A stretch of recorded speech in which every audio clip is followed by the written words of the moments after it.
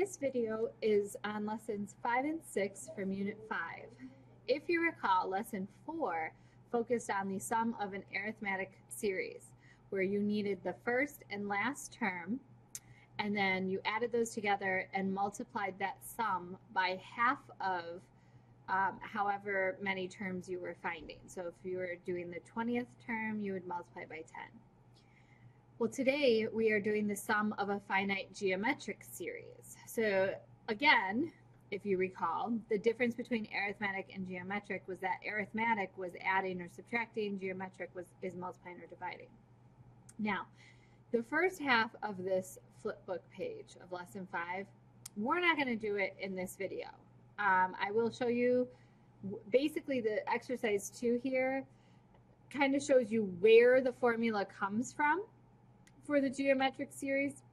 So I will show you that in class at a later date. We're just going to jump down to working with the formula because you are given, you don't have to understand really where it comes from. You are given, if I scroll back here for a second, on your reference sheet for the Regents exam, you'll notice you are given the geometric series formula. You are not given the arithmetic. So that's why it was important that you understood where that one came from, which was lesson 4. So that's the only one you have to memorize, which that one's not that bad. Geometric you don't have to memorize. So I'm not going to go over stressing where it came from because you don't really have to know that for your exam. I will show you in class, but to save time on this video, we're just going to jump right in to working with the formula. Now, circle this one. This is the one that's on the reference sheet. So I want you to get used to working with this one. So in order to find the sum of a finite geometric series, you need to know two things. You need to know the first term, a sub 1, and the common ratio. That's all. You need to know those two numbers.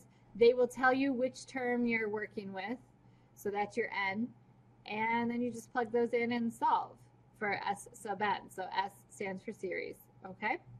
So let's do one example. Exercise 4 says, find the value of the geometric series below. Show the calculations that lead to your final answer. So we need to know r. We're going to have to do a little bit of math and a little bit of noticing some patterns to figure out what r is. Remember r, so step 1, you're going to figure out what r is. Remember, r is the common ratio. What are you multiplying by to go from one number to the next? So if you notice, to go from 6 to 12 and then 12 to 24, you would be multiplying by 2. So therefore, your r is 2 in this case. Now, we don't know how many terms there are in this sequence here. They see the dot, dot, dot. We don't know how many are missing. So we have to figure that out. So we have to figure out how many terms are displayed in this sequence. So to do that, we know the last number, right? The last number. So now we're going to find n. To do that, we know the last number, 768. We know the first number. This goes back to, is it lesson 2, the formula? So we know the last number. Usually we're finding the last number, but this time we know it. And we know the starting number was 6. The common ratio, which was r, is 2. And then remember, it's always raised to the 1 less than the term you're finding. So it was n minus 1. Now we're just going to solve for n. So we are going to divide this 6 over to the other side. So that is 128 equals 2 to the n minus 1. Uh-oh, you should notice n is in the exponent spot. So there's two ways to try to solve this. You could either log both sides so that the exponent will drop down, or it might be a little easier. Remember, this doesn't always work, but it will in this case to do the common bases method. So we can turn 128 into 2 to the sum power, while 128 is known as 2 to the 7th. And now that they both have a base of 2, I can set the exponents equal to each other and solve for n. So I'm going to get 7 equals n minus 1. Add the 1 over, 8 is your n. Now that we know, so that means there are 8 terms here. So we only see 4, so there's 4 that are missing in this dot, dot, dot. You actually could have sat here and figured that out because you could have just kept multiplying by 2 until you got to 768, and you would have noticed there would be 8 numbers in there. But this is how you do it algebraically. So now that we know n and r, we can find our sum of our geometric series. We know the first term was 6, minus the first term is 6, times the r, the common ratio was 2, n we just found to be 8, all over 1 minus 2, because that was our r. Now, be careful. A lot of kids, where they go wrong here is they multiply 6 times 2 first, and then they raise it to the 8th power. But you have to follow PEMDAS. PEMDAS says you got to do exponents first. 2 is the only thing being raised to the 8th, not the 6th. So when you evaluate this, you need to do 2 to the 8th first. So this is going to become 6 minus 6 times 256 over 1 minus 2, which is negative 1. Now I'm going to use my calculator to you could have just typed this whole thing in your calculator to begin with, and it'll give you the final answer. The final answer is 1,530. Okay, so to do geometric series, you're given this formula. You don't have to memorize it, but you do need to know how to find r and n, and they'll usually give you the first term. So a sub 1 will be given, but you might have to do some work to find definitely r most likely, and then maybe even n. All right, last exercise. This one's kind of interesting. A person places 1 penny. Remember, 1 penny is 0.01 as a decimal. In a piggy bank on the first day of the month, 2 pennies on the second day, 4 pennies on the third, and so on. Will this person be a millionaire at the end of a 31-day month? So after 1 month, if they continue this pattern, will they be a millionaire? Yes or no? So we're going to do a geometric series. So our n this time is 31 because we're going to have 31 terms. We're going to have 1 term for each day. So this is your n. So here's kind of what's happening. We want to know what is 1 cent, 0.01, plus 2 cents, plus 4 cents, plus. So we're doubling our cents each day, plus dot, dot, dot 31 times. Well, to do that, you're not going to sit here. I mean, you could, but we're going to use our formula. So our starting number was 0.01. So that goes in for a sub 1. So it's 0.01. We are multiplying by 2 each time, right? We're doubling our amount in our bank. So 2 is our R. Should have wrote that down. So 0.01 minus 0.01 times 2 to the 31st power, all over 1 minus 2 again. Again, type this all in, or if you do it separately, make sure you do the top first, then do the bottom, then divide them. You should get, you ready for this? $21,474,836.47. So will he be a millionaire? Yes, he will. So go home and try that.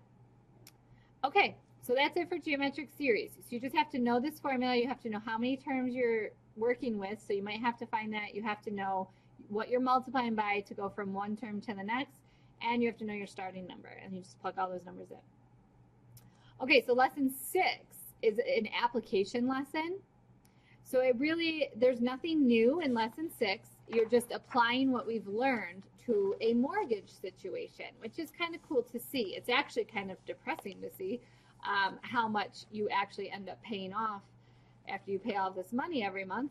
You're not paying off much.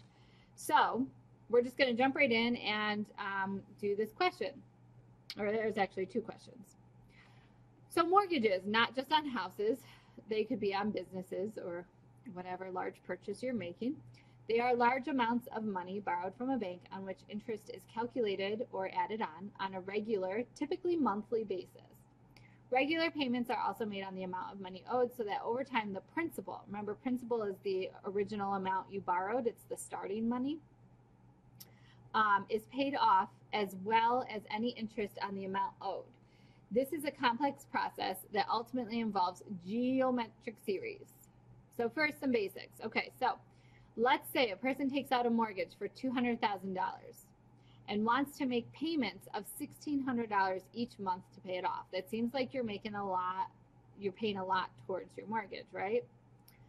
The bank is going to charge this person 4% nominal yearly interest rate applied monthly. So that's important, monthly. There are 12 months in a year, okay? So you're going to pay monthly, so you're going to have to divide your interest rate by 12 so that you can figure out what the monthly rate would be. Now remember, we don't ever use 4%. We have to convert that to a decimal, so it's 0.04. So you're going to use 0.04 in your calculation. So what is the amount owed at the end of the first month? So you have to apply that interest rate. So if you recall from last unit, you learned a formula. It looked like this. We know our principal is $200,000.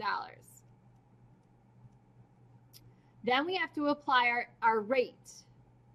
And then we're going to raise it to the time, but you don't have to worry about that because it's in 1 year. So the rate is 1 plus 0.04 divided by 12. So again, we're dividing the rate by 12 because it's monthly and this is the yearly interest rate.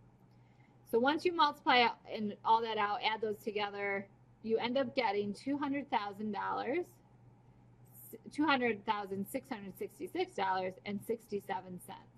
So that's how much you're going to owe after the first month. So they made $666.67 on you already. Now, you're going to then make your payment, right? So you're going to take the $200,666.67. You're going to subtract off your $1,600. So get this, after 1 month, your balance is $199,066.67. So even though you felt like you paid a lot towards your mortgage, well, you'll see in a minute how much actually went to the principal. So this is how much is left on our loan. So in part B, the amount towards the principal, well, we took out a loan for $200,000, but we only have, well, now we still have, and I shouldn't say only, $199,066.67. So when you subtract those, you really only put $933.33 towards what you owe. So that means the rest of it went towards interest. So if you take off, you actually paid them $1,600. You take off that $933.33 that went actually towards the loan itself. The rest went towards interest. That was $666.67, which you actually saw in the very beginning, because that's how much we owed the bank before we made our first payment. So it's kind of depressing, huh? All right, so part C. It says determine the amount owed at the second month. So you would do the same thing, except for your starting balance is your $199.66. So $199.66.67. You have to multiply that by the interest rate, which was 1 plus 0.04 divided by 12. Now, I'm going to save myself a step. Instead of just doing that, then I'm going to take off my second month's payment. So I'm going to subtract off the $1,600 right away. So instead of doing it in 2 steps like I did up in A, I'm just going to do it all in 1 step. Turns out my new balance on my loan is going to be $198,130.23. So now that's how much I owe after month 2. So part D basically says, can you come up with a formula so you could figure out how much you would owe after any number of months? So if you wanted to plug in, I don't know, maybe after 30 months, how much would you owe? Instead of sitting here doing 1, 2, 3, all the way up to 30, we can come up with a formula. So the formula, they asked us to use A. So to find any number of months, A sub n, you would take what you owed in the previous month, after you paid off your bill the previous month, times 1 plus 0.04 divided by 12, minus the $1,600 that you would then pay by the end of that month. So there's your formula. Okay, so exercise 3 deals with kind of the same situation. We're going back to our $200,000 at a 4% yearly interest rate. Sorry, this keeps moving. Remember, we're paying $1,600 a month, much of which are initially going to interest. Let's see if we can determine how much we still owe after n payments. Okay, so we already know all of this. We're telling you what each letter stands for. So P is your principal, R is your rate, and M is your $1,600. That's your monthly payment. Explain what the following calculation represents. So if you were to find the principal times 1 plus the rate minus the monthly payment, that's the amount owed at the end of 1 month payment of payment. At the end of 1 month of payment.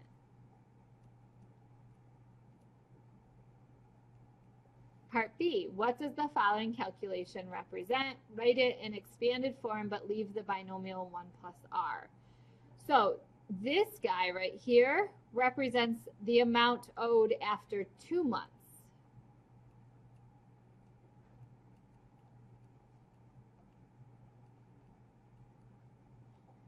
So they said to write it in expanded form. So what we're going to do is we are going to pull out, so P times, we're going to multiply. Do you guys see that this means multiplication? We're going to multiply that in. So this would be P times, well, if you do 1 plus R times 1 plus R, that's known as 1 plus R squared. Okay, then you have to multiply it though to the M. So it's going to be minus M times 1 plus R. And then you have this minus M at the end. Okay, so instead of writing 1 plus R times 1 plus R, I just left it as 1 plus R squared. When you're multiplying something by itself, it's squared. Okay, now, part C, we're going to skip. Okay, it's very repetitive. You basically, they're asking you to write out what this would be after 3 months, after 4 months.